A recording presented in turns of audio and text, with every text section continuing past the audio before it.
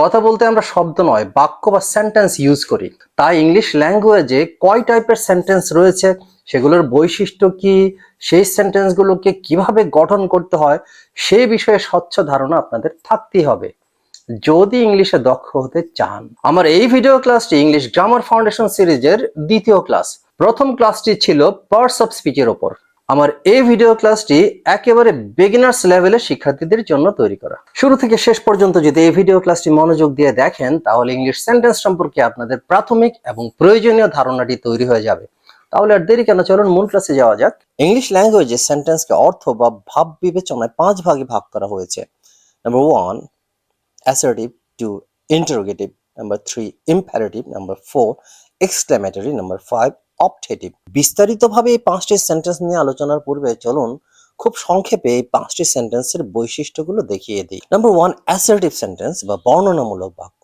একটি এক্সাম্পল দেওয়া হয়েছে এখানে, হি উইল হেল্প মি, তিনি আমাকে সাহায্য করবেন। নাম্বার 2, interrogative বা প্রশ্নবোধক বাক্য, উইল হি হেল্প মি, তিনি কি আমাকে সাহায্য করবেন, প্রশ্নবোধক বাক্য।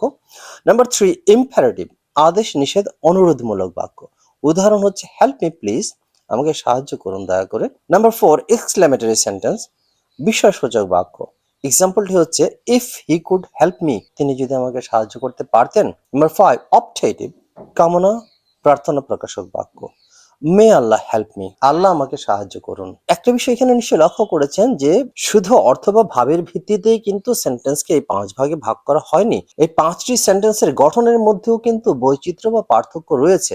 যেমন নাম্বার 1, অ্যাসার্টিভে দেখুন শুরুতে সাবজেক্ট রয়েছে, কিন্তু ইন্টারোগেটিভে দেখা যাচ্ছে সাবজেক্ট নেই, শুরুতে রয়েছে অক্সিলারি ভার্ব, সাবজেক্ট রয়েছে অক্সিলারি ভার্বের পরে। ইম্পারেটিভ সেন্টেন্সের শুরুতে দেখা যাচ্ছে কোনো সাবজেক্টই নেই। এক্সক্লেমেটরি সেন্টেন্সের শুরুতে দেখা যাচ্ছে ইফ রয়েছে, সাবজেক্ট রয়েছে তার পরে। অপটেটিভ সেন্টেন্সের শুরুতেও কিন্তু সাবজেক্ট দেখা যাচ্ছে না। এবারে চলুন 5টি সেন্টেন্সকে বিস্তারিতভাবে ভেঙে বুঝিয়ে দেওয়া যাক। এ পর্যায়ে প্রথমে আসে অ্যাসার্টিভ সেন্টেন্স বা বর্ণনামূলক বাক্য। 5 টাইপের সেন্টেন্সের মধ্যে সবচেয়ে গুরুত্বপূর্ণ বা ইউজফুল সেন্টেন্সটি হচ্ছে অ্যাসার্টিভ সেন্টেন্স বা বর্ণনামূলক বাক্য। আমরা কথাবার্তায় বা আমাদের লেখায় সবচেয়ে বেশি ব্যবহার করে থাকি এই অ্যাসার্টিভ সেন্টেন্সকে। অ্যাসার্টিভ সেন্টেন্সের শুরুতেই থাকবে সাবজেক্ট, সেই সাবজেক্টটি শর্ট হতে পারে, লং হতে পারে, নাউন হতে পারে, প্রোনাউন হতে পারে, ক্লজও হতে পারে। সাবজেক্টের পর থাকবে verb, auxiliary verb, principal verb অথবা শুধু প্রিন্সিপাল ভার্ব। সেই বিষয়টি নির্ভর করছে কিন্তু টেন্সের উপর এবং সাবজেক্টের নাম্বার এবং পার্সনের উপর। এক্সাম্পলস গুলো দেখা যাক। উই লাভ আওয়ার কান্ট্রি, আমরা আমাদের দেশকে ভালোবাসি, প্রথমে সাবজেক্ট, তারপর রয়েছে verb. Dhaka is the capital city of Bangladesh, Dhaka subject, তারপর রয়েছে verb. All the teachers and the students are present today, শুরুর দুটি সেন্টেন্সের সাবজেক্ট ছিল শর্ট, এই থার্ড সেন্টেন্সে এসে সাবজেক্ট হয়ে গেছে লং, মোটামুটি ভাবে লং, তারপর রয়েছে verb. All I need is money, একটু লক্ষ্য করে দেখুন, অল আই নিড এটি কিন্তু নাউন বা নাউন ফ্রেজ কিংবা প্রোনাউন নয়, এটি একটি ক্লজ। অর্থাৎ অ্যাসার্টিভ সেন্টেন্সের শুরুতে সাবজেক্টটি একটি পুরো ক্লজও হতে পারে। ক্লজ কি তা একটু পরেই বুঝিয়ে দিচ্ছি। আমি এইমাত্র বললাম যে অ্যাসার্টিভ সেন্টেন্সের সাবজেক্টের পরে যে ভার্ব থাকে সেই ভার্ব বদলায় টেন্স অনুযায়ী কিংবা সাবজেক্টের নাম্বার এবং পার্সন অনুযায়ী। আমরা সাধারণত টেন্স বোঝানোর সময় অ্যাসার্টিভ সেন্টেন্সের উদাহরণ ব্যবহার করে থাকি। আপনারা জানেন ইংলিশ ল্যাঙ্গুয়েজে টেন্স রয়েছে 12টি। সেই 12টি টেন্সের মধ্যে আমি 7টি গুরুত্বপূর্ণ টেন্সের ভিত্তিতে 7টি অ্যাসার্টিভ সেন্টেন্সের এক্সাম্পলস দিয়েছি। শুরুর এক্সাম্পলটি দেখুন, বার্ডস ফ্লাই প্রেজেন্ট ইনডিফিনিট টেন্সে রয়েছে, the kids are playing present continuous, I have not finished the job present perfect, we have been waiting for 3 hours present perfect continuous, she came to me last night past indefinite, I was sleeping at that moment past continuous, I will teach you English future indefinite। লক্ষ্য করে দেখুন birds এর পরে fly verb, এখানে verb হচ্ছে are playing, এখানে ভার্বটি হচ্ছে have not finished, এখানে ভার্ব হচ্ছে হ্যাভ বিন ওয়েটিং, এখানে ভার্ব কেম, এখানে ওয়াজ স্লিপিং, এখানে উইল টিচ। আমি আবারও বলছি, এই যে ভার্বগুলো আমরা দেখতে পাচ্ছি সাবজেক্টের পর, এই ভার্বগুলো টেন্সের ভিত্তিতে পরিবর্তিত হয়েছে এবং ভার্ব পরিবর্তনে সাবজেক্টের নাম্বার এবং পার্সনেরও প্রভাব রয়েছে। অ্যাসার্টিভ সেন্টেন্স বললে আমরা বলছি সাবজেক্টের পর ভার্ব। তো সাবজেক্টের পরে ভার্ব যদি টেন্স অনুযায়ী এবং সাবজেক্ট অনুযায়ী ব্যবহৃত হয়, তাহলে অ্যাসার্টিভ সেন্টেন্সের দৈর্ঘ্য তো খুব বেশি একটা হওয়ার কথা নয়। কিন্তু আমরা মাঝে মাঝে দেখি অ্যাসার্টিভ সেন্টেন্স অনেক দীর্ঘ হয়ে থাকে। অ্যাসার্টিভ সেন্টেন্স বড় হয় কিভাবে, চলুন তা একটু দেখিয়ে দিই। Here is an example, a long example of an assertive sentence. Every morning the girl comes to me with her father to learn English. একটু ভেঙে বলছে দিয়ে চলুন। Every morning the girl comes, লক্ষ্য করুন the girl, এই the girl হচ্ছে subject আর এই comes হচ্ছে ভার্ব। মূলত এটি হচ্ছে মূল অ্যাসার্টিভ সেন্টেন্স। এখানে the girl comes, মেয়েটা আসে, এটি হচ্ছে মূল বাক্য বা বাক্যের মূল অংশ। আগে পরে যা কিছু দেখা যাচ্ছে এগুলো কিন্তু অ্যাসার্টিভ সেন্টেন্সটিকে দীর্ঘ করার জন্য অতিরিক্ত তথ্য যোগ করা হয়েছে। অতিরিক্ত তথ্যগুলো যোগ করা হয় কি দ্বারা? সাধারণত অ্যাসার্টিভ সেন্টেন্সে অতিরিক্ত তথ্য যোগ করা হয় প্রিপোজিশন এবং অ্যাডভার্ব দ্বারা, নন ফাইনাইট ভার্ব দ্বারা, কানেক্টরস বা লিঙ্কিং ওয়ার্ডস দ্বারা। এসব বিষয় নিয়ে আমি পরবর্তী ক্লাসগুলোতে আলোচনা করব। আপাতত শুধু এই এক্সাম্পলটিতে কিভাবে অতিরিক্ত তথ্য যোগ করা হয়েছে তা দেখিয়ে দিচ্ছি। দেখুন, দ্য গার্ল কামস এই মূল অ্যাসার্টিভ সেন্টেন্সটির আগে পরে কি রয়েছে? শুরুতে রয়েছে এভরি মর্নিং, এটি একটি অ্যাডভার্ব। তারপর রয়েছে to me, with her father. আমি একটু আগে বলেছি সাধারণত প্রেপোজিশন দ্বারা অ্যাসার্টিভ সেন্টেন্সে অতিরিক্ত তথ্য যোগ করা হয়ে থাকে। প্রেপোজিশন দ্বারা অতিরিক্ত তথ্য কিভাবে দেওয়া হয়েছে দেখুন, to me, with her father, এখানে টু একটা প্রিপোজিশন, উইথ একটা প্রিপোজিশন, টু আরেকটা preposition, to me with her father to learn English. এই তিনটি খণ্ড দিয়ে দ্য গার্ল কামস এই মূল অ্যাসার্টিভ সেন্টেন্সকে দীর্ঘ করা হয়েছে। আরেকটি উদাহরণ দেখুন, I know when he will come. এখানে কিন্তু দুটি অ্যাসার্টিভ সেন্টেন্স যুক্ত করা হয়েছে এই হোয়েন নামক একটা কানেক্টর বা লিঙ্কিং ওয়ার্ড দ্বারা। আই নো আলাদাভাবে এটি একটি assertive sentence, he will come এটি একটি অ্যাসার্টিভ সেন্টেন্স। দুটি অ্যাসার্টিভ সেন্টেন্স একটি কানেক্টর দ্বারা যুক্ত হয়ে একটি অ্যাসার্টিভে পরিণত হয়েছে। যখন এই ধরনের একটি সেন্টেন্সে একাধিক সেন্টেন্স থাকে তখন সেই সেন্টেন্সগুলোকে আর সেন্টেন্স বলা হয় না ইংলিশে, সেগুলোকে ক্লজ বলা হয়। ক্লজের সংজ্ঞাটি কি এখানে আমি দিয়ে দিয়েছি। ক্লজ হচ্ছে বাক্যের ক্ষুদ্রতম ইউনিট বা একক বা একটি সিঙ্গেল বাক্য। একটি ক্লজে একটি সাবজেক্ট এবং একটি ফাইনাইট ভার্ব থাকে। ফাইনাইট ভার্বের ইঙ্গিত আমি ইতিমধ্যে দিয়েছি। ফাইনাইট ভার্ব হচ্ছে মূলত সাবজেক্টের পরে যে ভার্বটি টেন্স দ্বারা এবং সাবজেক্টের নাম্বার এবং পার্সন দ্বারা প্রভাবিত হয় বা পরিবর্তিত হয়, সেটি finite verb. If you waste time you will suffer, এটি একটি দীর্ঘ অ্যাসার্টিভ সেন্টেন্স যার মধ্যে দুটি ক্লজ রয়েছে, অর্থাৎ দুটি ফাইনাইট ভার্ব বিশিষ্ট দুটি অ্যাসার্টিভ সেন্টেন্স রয়েছে। ইউ ওয়েস্ট টাইম এটি একটি assertive sentence, you will suffer একটি অ্যাসার্টিভ সেন্টেন্স। কিন্তু যেহেতু একটি কানেক্টেড দ্বারা দুটি অ্যাসার্টিভ সেন্টেন্স যুক্ত হয়েছে, তাই এগুলোকে আলাদা আলাদা ভাবে অ্যাসার্টিভ সেন্টেন্স আর বলা যাচ্ছে না, এগুলোকে এখন ক্লজ বলতে হবে। সেন্টেন্সের ভিতরে যখন সেন্টেন্স থাকে তখন সেগুলোকে ক্লজ বলতে হয়। আরেকটি উদাহরণ দেখা যাক, the boy is present but the girl is absent. এখানে দুটি ক্লজ রয়েছে বা দুটি অ্যাসার্টিভ সেন্টেন্স রয়েছে, ছোট ছোট unit. The boy is present, the girl is absent যুক্ত করা হয়েছে একটা কানেক্টর দ্বারা। তো দুটি অ্যাসার্টিভকে যুক্ত করা হয়েছে একটি কানেক্টর দ্বারা, তখন দুটি অ্যাসার্টিভ হয়ে গেছে দুটি ক্লজ, আর দুই ক্লজ মিলে হয়েছে একটি পূর্ণ অ্যাসার্টিভ সেন্টেন্স। এবার ইন্টারোগেটিভ সেন্টেন্সের আলোচনায় আসা যাক। অ্যাসার্টিভ সেন্টেন্সের পরে গুরুত্বের দিক দিয়ে অবস্থান হচ্ছে ইন্টারোগেটিভ সেন্টেন্সের। ইন্টারোগেটিভ অর্থ হচ্ছে প্রশ্নবোধক বাক্য বা কোশ্চেন। প্রশ্নবোধক বাক্য বা কোশ্চেন প্রধানত দু ধরনের হয়, ইয়েস নো কোশ্চেন, ডাবল-এস question. Number 1, yes no question. Yes no question শুরু হয় অক্সিলিয়ারি ভার্ব দ্বারা।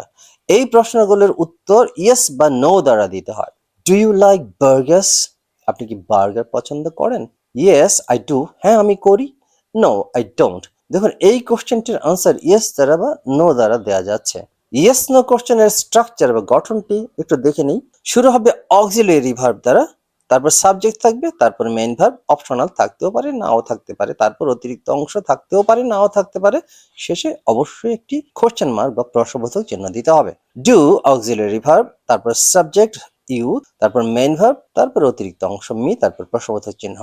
এখানে একটা বিষয় না বললেই নয় যে অক্সিলিয়ারি ভার্ব ছাড়া কিন্তু ইন্টারোগেটিভ সেন্টেন্স সাধারণত শুরু করা যায় না। এখানে ডু হচ্ছে অক্সিলিয়ারি ভার্ব। যদি অক্সিলিয়ারি ভার্ব সম্পর্কে ধারণা না থাকে তাহলে আমার পার্টস অফ স্পিচের ভিডিওতে গিয়ে ভার্বের আলোচনায় অক্সিলিয়ারি ভার্বের অংশটুকু একটু দেখে নেবেন। অক্সিলিয়ারি ভার্ব সম্পর্কে ধারণা না থাকলে ইন্টারোগেটিভ সেন্টেন্স তৈরি করা বা গঠন করাটা সম্ভব নয়। ইয়েস নো কোশ্চেনের আরো কিছু এক্সাম্পলস দেখা যাক। Did you find it? আপনি কি এটা খুঁজে পেয়েছিলেন? শুরুতেই রয়েছে একটি অক্সিলিয়ারি ভার্ব, তারপর রয়েছে সাবজেক্ট, তারপর মেইন ভার্ব, এই স্ট্রাকচার অনুযায়ী। তারপর আরেকটি উদাহরণ দেখুন, অ্যাম আই রাইট? শুরুতে অক্সিলিয়ারি ভার্ব, তারপর সাবজেক্ট, তারপরে রাইট, কিন্তু মেইন ভার্ব নয়, অর্থাৎ মেইন ভার্বটি থাকতেও পারে নাও থাকতে পারে। Don't you trust me? আপনি কি আমাকে বিশ্বাস করেন না? ডোন্ট অক্সিলারি ভার্ব সঙ্গে নট যুক্ত করা হয়েছে, তারপর সাবজেক্ট, তারপর main verb. Can you do it? আপনি কি এটা করতে পারেন? এই সবগুলো প্রশ্নের আনসার কিন্তু ইয়েস বা নো দ্বারা দেয়া সম্ভব। এই জন্য এই কোশ্চেন গুলোকে ইয়েস নো কোশ্চেন বলা হয়ে থাকে। ইয়েস নো কোশ্চেন আলোচনা শেষ। নাম্বার 2 হচ্ছে double H question. Double H question শুরু হয় ডবল এইচ দ্বারা। এর উত্তর ইয়েস বা নো দ্বারা দেওয়া যাবে না। এক্সাম্পলস দেখা যাক। When do you get up from bed? আপনি ঘুম থেকে কখন ওঠেন? আপনি যদি বলেন হ্যাঁ, না, উত্তর কি হবে? হোয়ার উইল ইউ গো নাও? আপনি এখন কোথায় যাবেন? অবশ্যই এই প্রশ্নের উত্তরে আপনি শুধু হ্যাঁ বা না বলতে পারবেন না, উত্তরটি পরিষ্কারভাবে বলতে হবে। ইংলিশ ল্যাঙ্গুয়েজে ডবল এইচ কোশ্চেন রয়েছে 9টি। Where, when, why, how, who, whom, which, what এবং হুজ। চলুন এই 9টি ডবল এইচ কোশ্চেন্স এর অর্থ শিখে নেওয়া যাক। হু কে বা কারা, হুম কাকে কাদেরকে, হুইচ কোনটি বা কোনগুলো, হোয়াট কি, হোয়ার কোথায়, হোয়েন কখন, ওয়াই কেন, হাউ এর অর্থ আবার দুটি, কিভাবে এবং কেমন, হুজ কার বা কাদের। ডবল এইচ কোশ্চেন প্রধানত 9টি আমি বলেছি, এছাড়াও আরো ডবল এইচ কোশ্চেন রয়েছে। হাউ এর সাথে অ্যাডজেক্টিভ বা অ্যাডভার্ব যুক্ত হয়ে আরো কিছু ডবল এইচ কোশ্চেন তৈরি হতে পারে, যেমন how long, how much time. How এর সাথে লং যুক্ত হয়েছে, মাচ টাইম যুক্ত হয়েছে, এখানে হাউ এর সাথে ম্যানি যুক্ত হয়েছে, এখানে মাচ যুক্ত হয়েছে, ফার যুক্ত হয়েছে, ওল্ড যুক্ত হয়েছে। How long, how much time সাধারণত সময়ের পরিমাণ বোঝানো হয়, কতক্ষণ, কতদিন, কতকাল, কত সময় যাবত। হাউ মেনি দ্বারা সংখ্যা জানতে চাওয়া হয়, কয়টা, কতগুলি, কত সংখ্যক। হাউ মাচ দ্বারা পরিমাণ জানতে চাওয়া হয়, কতটুকু, কি পরিমাণ। হাউ ফার দ্বারা দূরত্ব সম্পর্কে জানতে চাওয়া হয়। হাউ ওল্ড দ্বারা সাধারণত বয়স সম্পর্কে জানতে চাওয়া হয়। এবার ডবল এইচ কোশ্চেনের গঠনটি দেখে নেওয়া যাক। ডবল এইচ কোশ্চেনের শুরুতেই থাকবে ডবল এইচ কোশ্চেন, সেই 9টি ডবল এইচ কোশ্চেন কিংবা হাউ দ্বারা গঠিত আরো যে ডবল এইচ কোশ্চেন গুলো হতে পারে সেগুলো। তারপর যথারীতি অক্সিলারি ভার্ব থাকবে, তারপর সাবজেক্ট থাকবে, তারপর মেইন ভার্ব থাকবে। মেইন ভার্ব অনুপস্থিত থাকতে পারে। এক্সাম্পল হচ্ছে ডবল এইচ হোয়াই, অক্সিলারি ভার্বটি হচ্ছে আর, তারপর রয়েছে সাবজেক্ট ইউ। সাবজেক্ট শর্ট হতে পারে, লং হতে পারে, নাউন হতে পারে, প্রোনাউন হতে পারে, নাউন ফ্রেজ হতে পারে। তারপর মেইন ভার্ব অবশ্যই টেন্স অনুযায়ী হয়, এখানে মেইন ভার্বটি টেন্স অনুযায়ী হয়েছে এবং অক্সিলারি ভার্বটি অবশ্যই টেন্স দ্বারা এবং সাবজেক্ট দ্বারা প্রভাবিত হয়ে ব্যবহৃত হবে।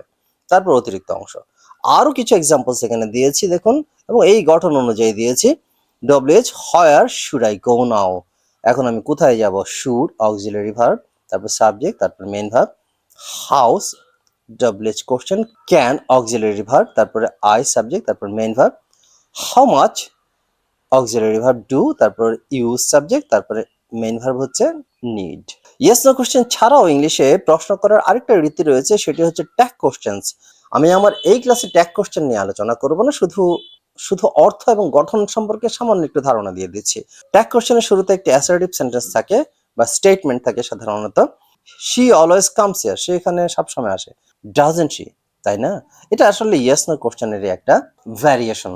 এই ট্যাগ কোশ্চেনটি তৈরি হয় অ্যাসার্টিভ সেন্টেন্সের অক্সিলারি ভার্ব এবং সাবজেক্টটিকে রিপিট করার মাধ্যমে। সেখানে আবার হ্যাঁ বোধক না বোধকের ব্যাপারটিও জড়িত রয়েছে। শি নেভার কেম হিয়ার, না বোধক একটি অ্যাসার্টিভ সেন্টেন্স বা স্টেটমেন্ট, সেটি ট্যাগ কোশ্চেন হয়েছে হ্যাঁ বোধক ডিড শি, সে এখানে কখনো আসেনি, তাই না? অ্যাসার্টিভ এবং ইন্টারোগেটিভের আলোচনা করেছে, এবার ইম্পারেটিভের আলোচনায় আসা যাক। আদেশ, নিষেধ, অনুরোধ, উপদেশ, প্রস্তাব ইত্যাদি ব্যক্ত করতে ইম্পারেটিভ সেন্টেন্স ইউজ করা হয়। এই ধরনের সেন্টেন্স শুরু হয় সাধারণত 4 ভাবে। আই রিপিট, 4 ভাবে শুরু হয় এবং শুরুতে কোনো সাবজেক্ট থাকে না। থাকবে কি করে? কারণ এসব বাক্যে সাবজেক্ট হচ্ছে ইউ, অর্থাৎ ইম্পারেটিভ সেন্টেন্সে আদেশ, নিষেধ, অনুরোধ বা উপদেশ সূচক বাক্যগুলোতে সাবজেক্ট হচ্ছে ইউ। আপনাকে বা তোমাকে উপদেশ দেওয়া হয় বা অনুরোধ করা হয় বা নিষেধ করা হয়। চলুন 4 ধরনের ইম্পারেটিভ সেন্টেন্সের সাথে পরিচিত হই। যেহেতু 4 ভাবে শুরু হয় তাই ইম্পারেটিভ সেন্টেন্সের 4টি গঠন রয়েছে, সেই গঠনগুলো দেখিয়ে দিচ্ছি। নাম্বার 1, শুরু হবে মেইন ভার্ব দ্বারা, তারপর অবজেক্ট থাকবে। মেইন ভার্বটি হচ্ছে গিভ, অবজেক্ট হচ্ছে মি, তারপর অতিরিক্ত অংশ। Give me a glass of water. Give এর পূর্বে কিন্তু সাবজেক্টটি উজ্জ রয়েছে, সাবজেক্টটি হচ্ছে মনে মনে ইউ, তুমি বা আপনি। You give me a glass of water আমরা এভাবে বলি না, আমরা বলি give me a glass of water, ইউটাকে আমরা উজ্জ রাখি। বাংলা এবং ইংলিশ উভয় ভাষাতে আমরা তুমি, আপনি বা ইউটিকে উজ্জ রাখি। দ্বিতীয় টাইপের ইম্পারেটিভ সেন্টেন্স ডু নট বা ডোন্ট দ্বারা শুরু হয়, তারপর মেইন ভার্ব বসে। আগের গঠনটির মতোই, তবে বাড়তি একটি ডু নট বা ডোন্ট শুরুতে বসে থাকে। ডোন্ট ড্রিম টু মাচ, প্রথমে ডোন্ট বসেছে, তারপর মেইন ভার্ব ড্রিম বসেছে, তারপরে অতিরিক্ত অংশ বসেছে। এই টাইপের ইম্পারেটিভ সেন্টেন্স ডোন্ট দ্বারা বা নেভার দ্বারা শুরু হতে পারে, অর্থাৎ এগুলো নেগেটিভ ইম্পারেটিভ সেন্টেন্স। ডোন্ট এর বদলে নেভারও বসতে পারে, স্ট্রাকচার একই। এখানে বসেছে ডোন্ট আর এখানে বসেছে নেভার, বাকি অংশ কিন্তু same. Never West others time, অন্যের সময় নষ্ট করবেন না। নেভার, তারপরে হচ্ছে ওয়েস্ট হচ্ছে মেইন ভার্ব। আমি বলেছি যে ইম্পারেটিভ সেন্টেন্স 4 ভাবে শুরু হয়। 2 টাইপের ইম্পারেটিভ সেন্টেন্সের সাথে পরিচয় করে দিলাম। এবার তৃতীয় এবং চতুর্থ টাইপের ইম্পারেটিভ সেন্টেন্স গুলো দেখে নিন। নাম্বার 3 লেট দ্বারা শুরু হয়, নাম্বার 4 লেট দ্বারা শুরু হবে। তবে নাম্বার 3 এবং নাম্বার 4 এর মধ্যে একটু পার্থক্য রয়েছে। নাম্বার 3 তে লেটের পর অবজেক্ট বসবে, যে কোনো অবজেক্ট হতে পারে, হিম, দ্যাম, নাউন বা প্রোনাউন, যে কোনো অবজেক্ট। তারপর ভার্ব থাকবে, লেট হিম স্লিপ, তাকে ঘুমাতে দিন। As long as he pledges, যতক্ষণ তার খুশি। আর এই লেটের সঙ্গে একটা আস থাকে, সংক্ষেপে let's. Let's go to market, let's এর পর ভার্ব বসবে আগের মতোই, ভার্বের রুট ফর্ম বসবে অবশ্যই। এই লেটের অর্থ হচ্ছে চলুন, প্রস্তাব দেওয়া অর্থে এই লেটস ব্যবহৃত হয়। লেটস গো টু মার্কেট, চলুন মার্কেটে যাই। এখানে প্রস্তাব দেওয়া হলো মার্কেটে যাওয়ার। তাহলে আমরা দেখলাম ইম্পারেটিভ সেন্টেন্স 4 ভাবে শুরু হয়, সরাসরি মেইন ভার্ব দ্বারা শুরু হয়। এক টাইপের ইম্পারেটিভ, আরেক টাইপের ইম্পারেটিভ শুরু হয় ডোন্ট দ্বারা বা নেভার দ্বারা, আরেক টাইপের শুরু হয় লেটস দ্বারা, এবং আরেক টাইপের শুরু হয় লেট প্লাস অন্য কোনো অবজেক্ট দ্বারা। 4 টাইপের ইম্পারেটিভের আর 4টা এক্সাম্পলস দিয়েছি এখানে। ব্রিং মি সাম এগস, সরাসরি ভার্ব দ্বারা শুরু হয়েছে, আমাকে কিছু ডিম এনে দিন। Don't speak ill of others, অন্যের গীবত করবেন না। বা ডোন্ট এর বদলে আমরা যদি ব্যবহার করি নেভার, তাহলে বাক্যটি হবে never speak ill of others, আর অর্থটি হবে কখনই অন্যের গীবত করবেন না। বাকি 2 টাইপের ইম্পারেটিভ লেট দ্বারা শুরু হয়, একটি লেটস, একটি শুধু let. Let me finish please, আমাকে শেষ করতে দিন প্লিজ। লেটস ডু ইট অ্যাগেইন, চলুন এটা আবার করি। এটা হচ্ছে প্রস্তাব, এটি হচ্ছে অনুমতি প্রার্থনা, এই জাতীয়। আর এটি দ্বারা বারণ বা নিষেধ করা বোঝানো হয়, আর প্রথমটি দ্বারা অনুরোধ বা আদেশ করা হয়। ইংলিশ ল্যাঙ্গুয়েজে আদেশ, নিষেধ, অনুরোধের কিন্তু আরো ফর্মাল স্টাইল রয়েছে। অন্য কোনো ভিডিওতে আমি সেই বিষয় নিয়ে আলোচনা করব। 5 টাইপের সেন্টেন্সের মধ্যে 3 টাইপের সেন্টেন্সের আলোচনা শেষ। এবার আমি আলোচনা করব এক্সক্লামেটরি সেন্টেন্স নিয়ে। বিস্ময়, ভাবাবেগ, আকস্মিক উচ্ছ্বাস প্রকাশ করতে এই ধরনের বাক্য ব্যবহার করা হয়। প্রধানত হোয়াট বা হাউ দিয়ে এই ধরনের বাক্য শুরু হয়। হ্যাঁ, ভুল শোনেননি, হোয়াট বা হাউ হচ্ছে ডবলেস কোশ্চেন। হোয়াট বা হাউ দ্বারা কিন্তু ইন্টারোগেটিভ সেন্টেন্সে শুরু হয়ে থাকে। তবে ইন্টারোগেটিভ সেন্টেন্স এবং এক্সক্লেমেটরি সেন্টেন্সের মধ্যে গঠনগত পার্থক্য রয়েছে, সেটি একটু পরেই দেখিয়ে দিচ্ছি। এক্সাম্পল দেখা যাক। What a nice girl she is, কি চমৎকার মেয়ে সে। হাউ সুইটলি হি সিংস, কি মিষ্টি কণ্ঠে সে গান গায়। হোয়াট এ শর্ট, কি দারুণ শর্ট। শেষ অবশ্য সাবজেক্ট এবং ভার্ব উজ্জ্ব থাকতে পারে এই ধরনের সেন্টেন্স, সংক্ষিপ্ত এক্সক্লেমেটরি সেন্টেন্স। হাউ স্ট্রেঞ্জ, কি অদ্ভুত, কি আজব। গঠন দেখা যাক।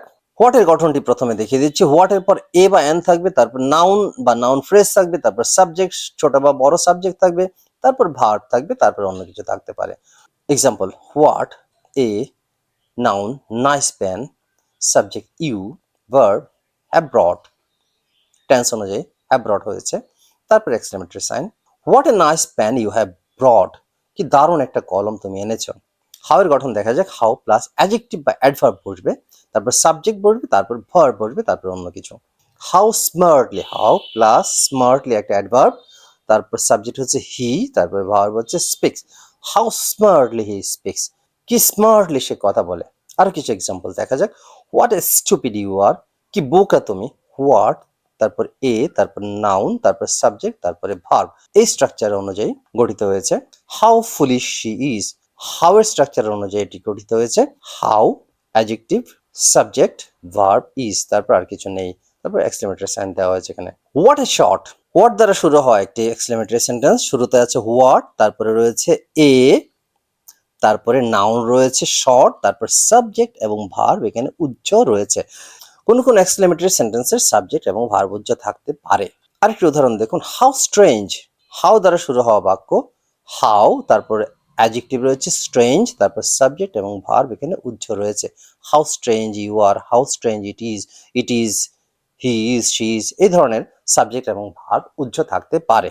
আমি একটু আগেই বলেছি যে এক্সক্লেমেটরি সেন্টেন্স প্রধানত হাউ দ্বারা বা হোয়াট দ্বারা শুরু হয়ে থাকে।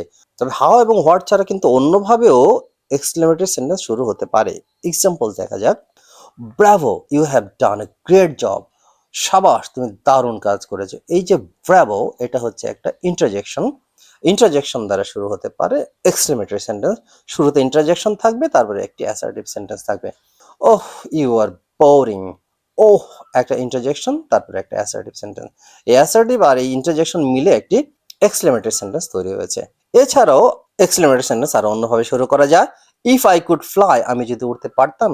Would that I were a celebrity, আহা আমি যদি একজন সেলিব্রিটি হতাম। Had I possessed a lot of wealth, আমার যদি অনেক ধন সম্পদ থাকতো।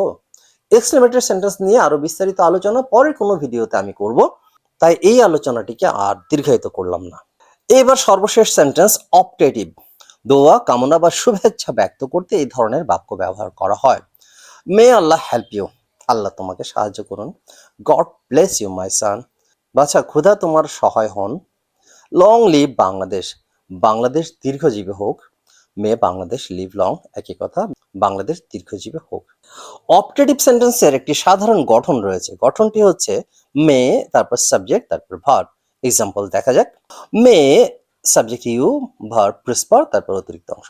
মে ইউ প্রসপার ইন লাইফ, তুমি জীবনে উন্নতি লাভ করো, একটি কামনা বা আকাঙ্ক্ষা। মে শুরুতে, তারপর সাবজেক্ট ইউর ফাদার, তারপর ভার্ব হচ্ছে গেট, তারপর অতিরিক্ত অংশ well soon. May your father get well soon, তোমার বাবা তাড়াতাড়ি সুস্থ হয়ে উঠুক, একটা কামনা। My dear viewers and learners, এতক্ষণ ধরে আপনাদেরকে আমি 5 ধরনের সেন্টেন্স সম্পর্কে প্রাথমিক এবং প্রয়োজনীয় ধারণা দেওয়ার চেষ্টা করলাম। এবার চলুন এক নজরে এতক্ষণ ধরে যা আলোচনা করেছি তা দেখে নেওয়া যাক। Let's have a quick revision. Assertive sentence কোনো কিছু বর্ণনা করতে ব্যবহৃত হয়, শুরুতে সাবজেক্ট থাকে। ইন্টারোগেটিভ সেন্টেন্স প্রশ্ন করতে ব্যবহৃত হয়। দু ধরনের ইন্টারোগেটিভ সেন্টেন্স হয় আপনারা জেনেছেন, ইয়েস নো কোশ্চেন এবং ডবলএস কোশ্চেন। ইম্পারেটিভ আদেশ নিষেধ অনুরোধ উপদেশ দিতে ব্যবহৃত হয়, শুরুতেই ভার্ব থাকে, সাবজেক্ট থাকে না বা উহ্য থাকে। এক্সক্লেমেটরি সেন্টেন্স বিস্ময়, ক্রোধ, আনন্দ প্রকাশ করতে ব্যবহৃত হয়, সাধারণত হোয়াট বা হাউ দিয়ে শুরু হয়।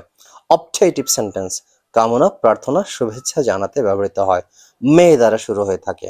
ডিয়ার লার্নার্স, এতক্ষণ ধরে যে 5 টাইপের সেন্টেন্স নিয়ে আমি আলোচনা করেছি, এগুলো সাধারণত অর্থ বা ভাবের উপর ভিত্তি করে ক্লাসিফাই করা হয়েছে। কিন্তু ইংলিশ সেন্টেন্সকে অর্থ বা ভাব বিবেচনা ছাড়াও আরো 3 ভাগে ভাগ করা যায়। সেই বিভাজনটি হয় গঠন রীতি বিবেচনায়। গঠন রীতি বিবেচনায় ইংলিশ সেন্টেন্সকে 3 ভাগে ভাগ করা যায়, সিম্পল, কমপ্লেক্স অ্যান্ড কম্পাউন্ড। এই বিষয় নিয়ে এই ভিডিওতে আমি আলোচনা করছি না, পরবর্তীতে কোনো এক ভিডিওতে আমি সিম্পল, কমপ্লেক্স, কম্পাউন্ড সম্পর্কে বিস্তারিত আলোচনা করে দেব। এখানে শুধু অতি সংক্ষেপে একটু প্রয়োজনীয় ধারণা দিয়ে নেই। হিজ সিস্টার গট জিপিএ 5, যে সেন্টেন্সে একটি সাবজেক্ট থাকে, হিজ সিস্টার একটি সাবজেক্ট আর একটি টেন্স অনুযায়ী ভার্ব রয়েছে, সেটি সিম্পল সেন্টেন্স বা সিঙ্গেল সেন্টেন্স বা সিঙ্গেল ক্লজ বিশিষ্ট সেন্টেন্স।